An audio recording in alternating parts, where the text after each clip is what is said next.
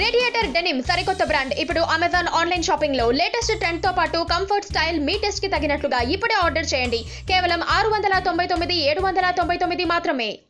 టాలీవుడ్ లో drugs case సరికొత్త మలుపులు తిరుగుతోంది. ఈ వ్యవహారంలో ఇప్పటి వరకు 12 మంది బుక్ అయ్యారు. ఇంకా బయటకు రాని పేర్లు చాలానే ఉన్నాయని వినికిడి. ఆ పేర్లు బయటకు ఎందుకు రాలేదు, అసలు ఈ వ్యవహారంలో ఇంకెవరు ఉన్నారు అనే ఆసక్తి నెలకొంది.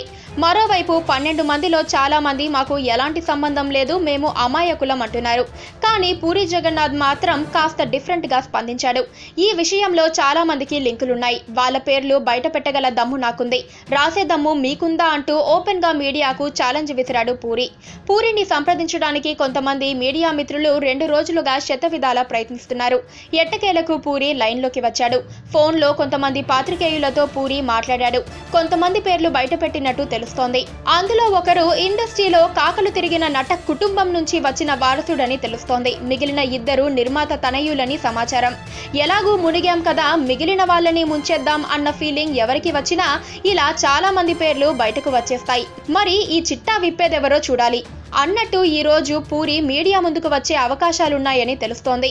ఓ ప్రముఖ టీవీ ఛానల్ లైవ్ లో పూరి కనిపిస్తారని, ఆయనే కొన్ని పేర్లు వెల్లడించే అవకాశాలున్నాయని సమాచారం. పోలీసు శాఖ ఈ రోజు 2వ లిస్టుని విడుదల చేసే అవకాశాలున్నాయి. అందులో పూరి చెప్పబోయే పేర్లు ఉంటాయా లేదా, వాళ్ళని హైడ్ చేసే ప్రయత్నాలు ఏమైనా జరిగే అవకాశాలున్నాయా అనేది ఆసక్తిగా మారింది.